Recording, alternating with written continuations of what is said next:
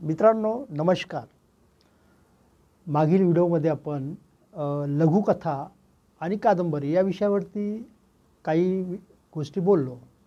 आपल्यापैकीच काही लोकांनी मला सजेस्ट केलं की सर पटकथेबद्दल थोडंसं आम्हाला आणखी सोप्या भाषेमध्ये सांगा. आणि म्हणून आज मी खास करून पटकथा काय असते, ती कशी लिहावी या संदर्भात आपल्याशी बोलू इच्छितो. आता कथेबद्दल तर आपण बोललो, कादंबरीबद्दलही बोललो. आता ही कथा जी आहे ना, कथा तशी वन लाईनमध्ये सांगता आली पाहिजे. म्हणजे उदाहरणार्थ वन लाईन सांगायचं झालं तर आपण जे टी व्ही सिरियल बघतो, टी व्ही सिरियलमध्ये एखादा सेंटर पॉईंट असतो कथेचा, आणि तो पॉईंट असा असतो की एका माणसाला लॉटरी लागली आणि लॉटरी लागल्यानंतर त्याचं आयुष्य बदलून गेलं. हे साधं कथानक आहे. मग हे लघुकथेमध्ये मांडता येतं आणि त्याला कादंबरीचं रूपही देता येतं. पण मुख्य त्याचा जो सेंटर पॉईंट असतो, मुख्य त्याचं कथानक असतं ते एवढंच असतं की त्या माणसाला लॉटरी लागलेली आहे आणि आता त्या लॉटरी लागल्यानंतर त्याचं जीवन कसं बदललं, मग त्याचं जीवनामध्ये काही चांगल्या वाईट गोष्टी घडल्या, या सगळ्या त्या कथा किंवा कादंबरीमधून आपल्याला दिसतात किंवा वाचायला मिळतात. आता मित्रांनो, याची पटकथा बनवायची म्हणजे ही कथा आहे, याची एक स्टोरी लाईन आहे. स्टोरी लाईनची आपण एक कथा छोटीशी लिहिलेली आहे, त्याचं आपण कादंबरी बनवली आणि मग आता याची आपल्याला स्क्रीन प्ले म्हणजे पटकथा बनवायचा आहे. म्हणजे याचा आपल्याला थोडक्यात चित्रपट बनवायचा आहे. आता हा चित्रपट बनवताना एक आपल्याला लक्षात आलं असेल की चित्रपट बनवताना सगळ्यात महत्त्वाचं साधन काय असतं, तर महत्त्वाचं साधन असतं कॅमेरा. कॅमेऱ्याच्या माध्यमातून ज्या गोष्टी टिपल्या जातात त्या गोष्टी आपण पडद्यावरती मांडलेल्या असतात आणि त्या आपण पडद्याच्या माध्यमातून आपण ते पाहत असतो, सगळं घडणाऱ्या गोष्टी. मग आता ही पटकथा लिहिताना, स्क्रीन प्ले लिहिताना काय काय गोष्टी आपल्याला लक्षात ठेवल्या पाहिजेत. तर मुख्य म्हणजे या पटकथेला एक सुरुवात असते, याचा मध्य असतो आणि याचा शेवट असतो. हे सगळ्यात पहिलं तुम्ही लक्षात घेतलं पाहिजे. आता सुरुवात कशी असावी यावरती अनेक प्रकारे आपल्याला विचार करता येणं शक्य आहे. काही लोक सुरुवात एकदम संथ ठेवतात की असं वाटतं की अरे ह्या काय चाललंय काय. अगदी एखादा माणूस कुठेतरी जंगलामध्ये भटकत असतो आणि समोर पाण्याचा धबधबा आहे, पाण्यामध्ये जाऊन तो आंघोळ करतो आणि असं सगळं चांगलं आयुष्य त्याचं चाललेलं असतं. हे पटकथेच्या सुरुवातीला आपल्याला दिसतं आणि अचानक काहीतरी आवाज येतो म्हणून तो बघतो, तो समोर एक भयानक मोठा अजगर असतो आणि मग तो धावायला लागतो आणि मग तिथून त्याच्या आयुष्यामध्ये जे काय स्ट्रगल, जगण्याचा जो स्ट्रगल असतो तो पुढे पूर्ण कथानकामध्ये दिसतो आपल्याला. एका क्षणी असं येतं की तो अजगराला मारण्यामध्ये यशस्वी होतो आणि तो त्या जंगलातून बाहेर पडतो. कथा संपली. आता ही झाली पटकथा. पण याच्यामध्ये कॅमेऱ्याच्या माध्यमातून मांडायचं असेल तर मग कसं आहे, तर ह्या छोट्या छोट्या गोष्टी ज्या आहेत ना, ह्या आपल्याला नोट कराव्या लागतात. उदाहरणार्थ की घटना घडते, आता हे शृंखला असते, एक सायकल असतं घटनांचं. अनेक घटना घडत जातात आणि घटनेच्या माध्यमातून कथानक पुढे पुढे सरकत जातं. मग आता बघा, सगळ्यात पहिलं काय, तर कॅमेरा जंगलावरती गेला, संपूर्ण जंगल दाखवलं, लोकांना कळलं की आपण जंगलामध्ये आहोत. मग आता पटकथा लिहिताना काय करावं लागेल की पहिलं वेळ कधीची आहे, तर वेळ आहे सकाळची वेळ आहे आणि मग त्या वेळेचं टायमिंग वगैरे सगळं टाकायला पाहिजे. आणि मग सीन काय आहे, तो सीन त्या परिसराची सगळं वर्णन जे आहे ते तुम्हाला करावं लागतं. आणि मग त्याच्यामध्येच आणखी एक भाग येतो, तो म्हणजे की तिथे घडतंय काय. तिथे पहिल्या सीनमध्ये नायक दिसतो का कथेचा, किंवा एखादा कॅरेक्टर आहे का, कॅरेक्टर असेल तर तो कॅरेक्टर नेमका काय त्यांनी कपडे घातलेले आहेत, तो कशा पद्धतीने आहे, हे सगळ्या गोष्टी आपल्याला त्याच्यामध्ये मांडावे लागतात. आणि त्यानंतर ते जे कॅरेक्टर आहे तो काय बोलला, मग त्याचं डायलॉग्स काय आहेत, म्हणजे कथेमध्ये काय तुमचं वेळ टायमिंग ते आलं. त्यानंतर त्या जो परिसर आहे काय तुम्हाला दाखवायचं त्याचं वर्णन आलं. तो नायक कुठे जंगलामध्ये फिरतोय आणि त्याच्यानंतर तो नायक जो आहे कथेचा तो काय बोलतोय, डायलॉग्स म्हणजे संवाद जो आहे तो काय होतोय. तर ह्या सगळ्या गोष्टी त्या स्क्रीन प्लेच्या भागामध्ये येतं. म्हणजे आपल्याला ते भाग बनावं लागतात की 1 number part, 2 number part, 3 number part, हे सगळे असे जवळजवळ साधारणतः 80-90 ते 100 अशा दरम्यान जेव्हा आपण पार्ट बनवतो त्यावेळेस एखादी 1.5-2 तासाचा चित्रपट तयार होतो. आणि मग हे सगळं लिहिताना त्याचं कॉस्ट्यूम काय आहे, त्याने कुठले कपडे घातलेले आहेत, काय नेमका, हे सगळंही तुम्हाला त्या पटकथेमध्ये लिहावं लागतं. अर्थात डायलॉग तर लिहितोच आपण त्याच्यामध्ये, संवाद तर येतातच, पण परिसराचं वर्णन वगैरे काय, कारण ती पटकथा जी आहे ती तुम्हाला कॅमेरासारखी घेऊन जात असते. म्हणजे पटकथेमध्ये लिहिलं आहे की मोठा हॉल आहे, तर मग तुम्हाला कॅमेरा घेऊन हॉलमध्ये जावं लागतं. मग हॉलमध्ये स्टेज आहे, मग स्टेज तुम्हाला तिथे दाखवावं लागतो. तर स्टेजवरती नायक उभा आहे, नायिका उभा आहे आणि ते गाणं गात आहेत. तर हे सगळं तुम्हाला पटकथेमध्ये मांडल्यानंतर ते तुम्हाला पटकथेमध्ये जसं लिहिलं आहे तसंच तो कॅमेरामॅन हे करत असतो. म्हणजे पटकथा आणि कॅमेरा याचा खूप जवळचा संबंध आहे.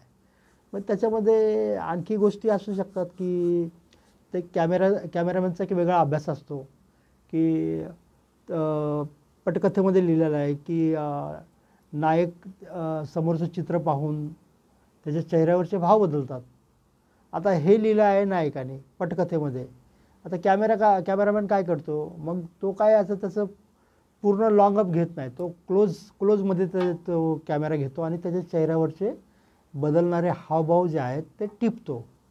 म्हणजे आपल्याला कसं आहे की दिसताना चित्रपट सलग दिसतो, पण तो अनेक ठिकाणी कट करून तो बनवलेला असतो आणि तो सगळे त्याची एक साखळी तयार केलेली असते आणि मग आपल्याला तो एक चित्रपट सलग तयार होतो. तर तो एक भाग आपण लक्षात घेतला पाहिजे. आणि जितकं तुम्ही बारीक गोष्टी पटकथेमध्ये मांडता तेवढं ते कॅमेरामॅनला सोपं जातं. आणि पटकथा अशी वेगवान असायला पाहिजे. म्हणजे काय नुसतंच चाललंय, गोष्टी घडत चालल्या आहेत पण त्याचा काही अर्थ नाही, त्याला काही संबंध नाही, असं जर असलं तर ती पटकथा होऊ शकेल, पण त्याला लोकांचं जे काही मन जिंकलं पाहिजे किंवा लोकांना आवडणारी पटकथा जी म्हणतो आपण ती मग ती नसेल. त्यामुळं पटकथा इतकी स्ट्रॉंग आणि चांगली लिहिली पाहिजे तर ती बघताच आपल्याला संपूर्ण चित्र जिवंत झालं पाहिजे असं डोळ्यासमोर. आता बनगरवाडी चित्रपट आहे, हे कादंबरी वाचताना आणि चित्रपट बघताना एक गोष्ट जाणवते की कादंबरी वाचताना जे फील होतं तसंच फील आपल्याला चित्रपट पाहताना पण होतं. बऱ्याच असं होतं की ज्या कादंबऱ्या लिहिलेल्या असतात त्याची पटकथा नीट न मांडल्यामुळे कादंबरी वाचताना खूप आनंद होतो, पण चित्रपट बघताना तितका आनंद वाटत नाही. असंही बऱ्याच ठिकाणी जाणवतं. म्हणजे उदाहरणार्थ खुशवंत सिंगचं एक ते पुस्तक आहे फाळणीच्या वरती, ट्रेन टू पाकिस्तान. तर हे पुस्तक एवढं प्रभावी आहे. या पुस्तक वाचताना जे सगळ्या गोष्टी जाणवतात असं दिसतात आपल्याला, पण तेच चित्रपट पाहताना तितकंसं प्रभावी जाणवत नाही आहे. तर असंही कधी कधी होतं. तर त्यामुळे बऱ्याचशा कादंबऱ्या चांगल्या असतात आणि पण त्याचं चित्रपट त्यावर जे लिहितात आलेले असतात ते तितकेसे आपल्याला प्रभावी वाटत नाही. याचं कारण असं आहे की जी पटकथा बनवलेली असते, स्क्रीन प्ले बनवलेला असतो तो तेवढा प्रभावी नसतो. म्हणून चित्रपट बनवताना स्क्रीन प्लेचं एक वेगळं महत्त्व आहे. पण दुसरी एक गोष्ट आहे की जसं वेस्टर्न कंट्रीमध्ये किंवा हॉलिवूडमध्ये जे फिल्म रायटर जे आहेत त्यांना जसं महत्त्व असतं, त्यांचं एक नाव असतं, त्यांचं एक काय म्हणू आपण त्याला, एक व्यक्तिमत्व मीडियामध्ये असतं, तसं इकडे भारतामध्ये दिसत नाही आहे. म्हणजे खरं पाहिलं तर लेखक हा त्याचा मूळ पुरुष असतो त्या चित्रपटाचा. लेखकाने जर काही लिहिलंच नाही तर चित्रपट बनवूच शकत नाही. पण भारतामध्ये लेखकाला म्हणावं तेवढं महत्त्व दिल्या जात नाही. हे खरं दुर्दैवाची गोष्ट आहे. आणि कारण भारतामध्ये प्रतिभावंत लेखक खूप आहेत. त्यांच्यामध्ये ती इमॅजिनेशनची पॉवर आहे, पॉवर ऑफ इमॅजिनेशन आहे. पण त्यांना कुठे स्कोप मिळतो आहे? त्यांना म्हणावं तेवढं स्कोप मिळत नाही. तर हे चित्र बदललं पाहिजे. लेखकांना अगदी काहीतरी कमी रक्कम देऊन तुम्ही लिहिणं म्हणजे त्यांना वाटतं की हे खूपच एवढं काही अवघड काम नाही. पण ते अवघड काम आहे. ते एखाद्याकडेच ती क्षमता असते की हे सगळं एकत्र आणणं. अगदी आता तर AI आहे, आर्टिफिशियल इंटेलिजन्स आहे, तरीही त्यासाठी त्याचा उपयोग जरी करायचा झाला तरी तो माणूस मूळचा लेखक असायला पाहिजे. त्याला त्या गोष्टी जोडता आल्या पाहिजे. हवं तिथं तो मदत घेऊ शकतो AIची. पण त्याच्या आतमध्ये संवेदनशील माणूस, विचार करणारा माणूस, चित्र डोळ्यासमोर आणणारा माणूस जर नसेल तर कदाचित गोष्टी चांगल्या घडणार नाहीत, दिसणार नाही आहेत. तर म्हणून मित्रांनो, स्क्रीन प्ले लिहिताना तुम्ही चित्रपट बघा, कादंबऱ्या वाचा, कथा वाचा आणि मग या सगळ्यांचा संबंध कसा जुळवता येईल बघा. का वेगवेगळे चित्रपट बघताना नुसतं त्यात हे नका हो, म्हणजे गुंतून जाऊ नका. तो सीन कसा आहे, तो सीनमध्ये काय काय घटना घडत आहेत, त्याच्यामध्ये पार्ट्सचं बॅकग्राऊंड काय आहे, त्याच्यामध्ये किती नायिका आणि साईड कलाकार आहेत, हे सगळे त्यांचे डायलॉग, त्यांचं हे सगळं तुम्ही लक्षात घ्यायला पाहिजे. तो एक अभ्यासाचा भाग आहे.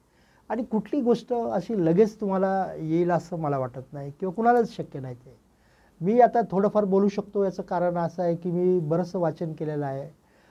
मी बरेच चित्रपट बघतो, गाणी बघतो आणि डोळसपणे बघतो. त्यामुळे काही गोष्टी मला कळतात. तसा मी अधिकृतपणे काय या सगळ्या गोष्टीचं प्रशिक्षण घेतलेलं नाही आहे. पण ह्या सगळ्या गोष्टी ज्यावेळेस तुम्ही डोळसपणे बघता आणि एक रॅशनल माइंड असला पाहिजे माणसाच्या मनामध्ये. हे प्रत्येक गोष्टीचं कारण शोधलं पाहिजे. कारण हे असंच का आहे किंवा हे असंच का दाखवलं असावं.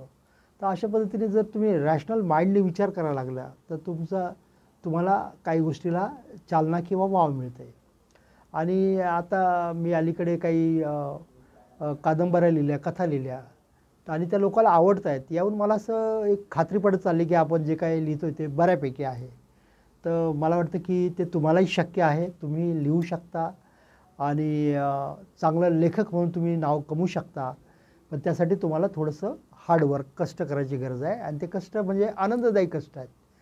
ते कष्ट असे आहेत की तुम्हाला अनेक वेगवेगळे चित्रपट बघायचे आहेत, तुम्हाला अनेक कथा कादंबऱ्या वाचायच्या आहेत, तुमचं निरीक्षण वाढवायचं आहे, तुमचं विचार करण्याची ब्रेनस्टॉर्मिंग ज्याला म्हणतो आपण, की हे असं काय असेल, त्याच्या पाठी काय कारणं असतील, तर त्याचे परिणाम काय असतील. या सगळ्या गोष्टी तुम्ही एकदा करायला लागलात की मला वाटतं की तुम्ही एक चांगलं लेखक म्हणून नक्कीच उदयाला याल, याची मला पूर्ण खात्री आहे. हे तर खूप मी तुम्हाला थोडक्यामध्ये बोललो आणि सतत या सगळ्या विषयावरती आपण बोलूच. मला वाटतं की यावरती आणखी तुम्हाला काही म्हणायचं असेल तर तुम्ही सांगू शकता. खरं पाहिलं तर हे काही माझं लेक्चर नाही आहे तुम्हाला दिलेला, हा एक संवाद आहे. आणि जसं आपण असं संवाद साधतो तसा हा मी तुमच्याशी संवाद साधण्याचा प्रयत्न करतो आहे. म्हणजे उद्या चित्रपटाची गाणी कशी लिहायची याबद्दलही आपण बोलू शकतो. त्याबद्दलही तुम्हाला वाटलं कुणाला की मी याबद्दल तुम्हाला काही सांगावं तर मी तेही सांगू शकतो. कथा, कविता, गाणी आणि नाटक, हा एक नाटकचा एक वेगळा भाग आहे.